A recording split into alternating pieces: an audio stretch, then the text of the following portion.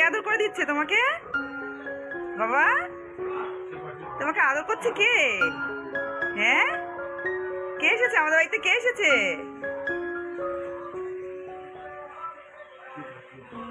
ওর মুখটা উঁচু করে দিচ্ছে আদর খাওয়ার জন্য। আশেপাশে সব কাজ সেরে এসে রান্না বসিয়ে দিয়েছি। তো এখানে ভাতটা প্রায় হয়েই গেছে। আমার হাজবেন্ড ভাতটা একটু শক্ত শক্ত খেতেই ভালোবাসে বলে আমি একটু ভাতটা একটু শক্ত শক্তই নাবাই। আর প্রত্যেক সোমবার আমার উপোস থাকে বলে মঙ্গলবার দিন আমাদের চিকেন হয়। 2-3 দিন আগে হাজব্যান্ড অফিস গেছিল। অফিস যাওয়ার আগে দুটো বেল নিয়ে এসেছিল, বলেছিল বেলের পানা করতে, বাট মনেই ছিল না, এটা ফ্রিজে রাখা ছিল। তো বিশু দাদা ভাই এসেছে বলে ভাবলাম যে চলো বেলের পানাটাই করে দেওয়া যাক, সকাল সকাল বেলের পানা খাওয়াও ভালো। তার জন্য বেলের পানাটা আমি করে নিচ্ছি। এখানে আগে থেকেই আমি বেল দুটোকে ফাটিয়ে নিয়েছিলাম রান্নাঘর থেকে। তারপর আমি পুরো কাচিয়ে বার করে নিলাম চামচ দিয়ে। তারপর চিনি দিলাম। এই ক্যানের চিনিটা শেষ হয়ে গেছে। আমার সবসময় না আলাদা করে রাখা থাকে সব কিছু। তার কারণ হচ্ছে আমি সোমবার উপোস থাকি বলে চিনিটা আমার দরকার হয়। যখন মাসকাবাড়ি মাল আসে তখনই আলাদা করে সরিয়ে রাখি, ক্যানে ঢেলে রাখি, বাদবাকিটা সরিয়ে রাখি, ছোঁয়াছুঁয়ে করি না। তো আমার শ্বশুর আবার সেই চিনিটাই আবার ঢেলে দিচ্ছে, কারণ এখানে আরও চিনি লাগবে। বেলের পানা করতে প্রচুর পরিমাণ চিনি লাগে, আর ঠান্ডা জল দিয়েই করছি। তো আমার এখানে প্রায় হয়ে গেছে।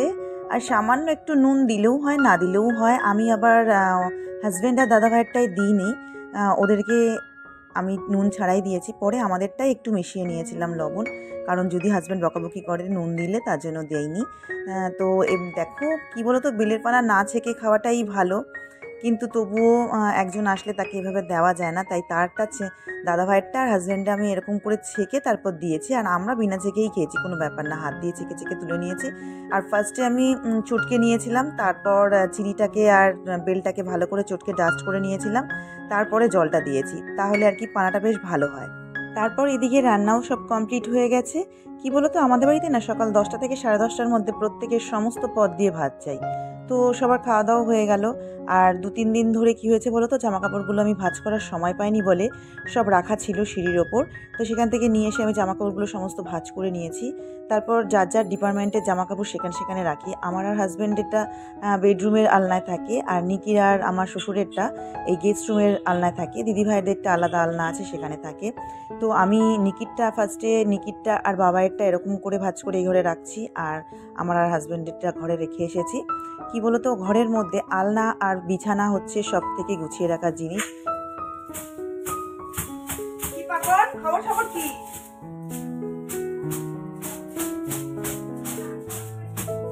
ওরে, আমি তোদের বাড়িতে আসবো, তুই এসে আমার সব কাজ করে দিবি, ঠিক আছে? এই মাছ খাই না আমি, ডিম খাই, চিংড়ি মাছ খাই। তুই আয়, তোকে দুধ ভাত খাওয়াবো।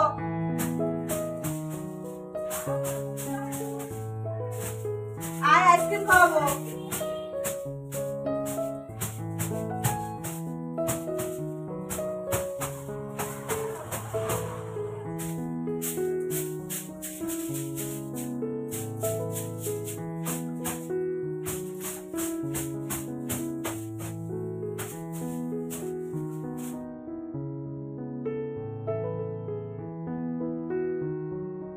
কি বলতো, আমাদের সামনের বাড়ি একটা বাচ্চা আছে, ভীষণ কিউট।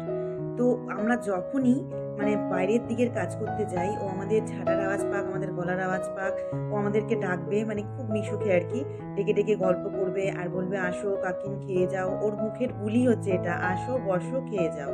আমরা আবার বলি কি, এই তোদের বাড়িতে গিয়ে খাবো, তাহলে আমাদেরটা কে খাবে, আয় তুই আমাদেরটা খেয়ে যা। বলি আইসক্রিম খেয়ে যা, দুধ ভাত খেয়ে যা। যাই হোক, ও আবার ভীষণ খাওয়াতে পছন্দ করে। যদি কোনো কিছু ওর হাতে থাকে, জোর করে ওটা আমাদের নিতেই হবে। তোমাদের সাথে গল্প করতে করতে আমার প্রায় সব কাজ কমপ্লিট। আর কি বলতো, আমি না রেগুলার পাপোছ ধুয়ে দিই। তার কারণ যাদের ডগি আছে তারা জানবে যে প্রচুর পরিমাণে পশম থাকে, আর সেই পশমগুলো আটকাই এই পাপোছে। আর আমি এর জন্য রেগুলার পাপোছ ধুয়ে দিই। আর সব জামাকাপড়গুলো মেশিনে দিয়ে নিচ্ছি। কি বলতো, দু রকমের জামা কাপড় হয়, একটা রেগুলার ইউজের, আর একটা মাঝে মাঝে যেগুলো আমরা কখনো কখনো পরে কোথাও যাই। আর হাজবেন্ডের জামা প্যান্টগুলো কি বলতো, সাদা টাইপের গেঞ্জি টেঞ্জিগুলো আমি মেশিনে দেই না। আর যেগুলো একটু তোলা জামা কাপড় সেগুলো হাতেই কাছি, বাদ বাকি রেগুলার ইউজেরগুলো এগুলো মেশিনে দেই।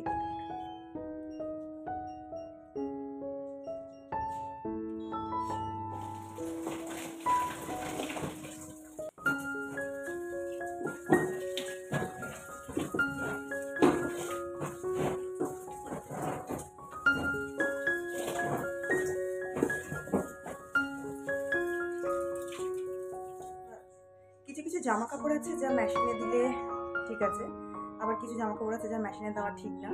রেগুলার ইউজের জামা কাপড়গুলো মেশিনে দিই, বাট ভালো জামা কাপড়গুলো দিলে না নষ্ট হয়ে যায়। যার জন্য ভালো জামা কাপড়গুলো সবসময় চেষ্টা করি হাতেই কেচে নেওয়ার, তো সেইগুলোই ভেজালাম হাতে। দুটো শাড়ি আছে আমার, একটা হাজব্যান্ডের গেঞ্জি আছে, আর নিকির একটা জ্যাকেট আছে। এগুলো হাতে কাচবো বলেই আমি এগুলো ভিজিয়ে নিলাম হাতে, আর মেশিনে ভিজিয়েছি কিছু। তো মেশিনেরগুলো রেগুলার ইউজের যেগুলো সেগুলো, তো এগুলো কেচে নিয়ে স্নান করবো। স্নান করে ব্যাস আজকের জন্য কাজ কমপ্লিট হয়ে যাবে। মর্নিংয়ে নিকির টিচার এসেছিল নিকিকে পড়াতে, তার আগেই আমার এই ঘরের সমস্ত কাজ হয়ে গেছিল, ঘর ঝাড় দিয়ে ঘর মোছা পরিষ্কার করা। কিন্তু তাও আমার একটা মেনিয়া আছে যে সবার শেষে আর একবার করে ঝাড় দিয়ে মুছে নেওয়া, যার জন্য আমার কাজ শেষ হতে অনেক লেট হয়। আর আমি একই কাজ 2-3 বার করি বলে সবার কাছে একটু বকাবকিও খাই। সবাই বলে এত মেনিয়া হলে হয়, একই কাজ বারবার করে করলে হয়। তাও আমি শুনি না, আমার যেটা কাজ আমি সেটা করেই যাই। আর এই মেয়েটা কোনো কথাই শোনে না, কি দেখেছে ফোনে সেটা অ্যাপ্লাই করছে নিজে। দেখো হাতটা কেটে ফেললে কি হবে বলো, কিছুতেই আমার কথা শোনে না, তাও জোর করে কাটলো। কিছু হলে তখন দোষ তো আমার হবে বলো। আর তরমুজটা যতটা দেখতে সুন্দর লাগছে, ওটা খেতে একদমই ভালো ছিল না, একদম মিষ্টি ছিল না। দেখতে এত সুন্দর বাট একদম মিষ্টি নয়। আর এই দুষ্টু দুটো দেখো কেমন দুষ্টুমি করছে। তো আমার ভিডিওটা এতটাই। ভিডিওটাতে কিছু ভালো লাগলে like, comment, share and subscribe করো। তোমাদের সাথে দেখা হবে আবার নেক্সট ব্লগে। ততক্ষণের জন্য তোমরা সুস্থ থেকো, ভালো থেকো, আর আমার সাথে থেকো। Tata, by.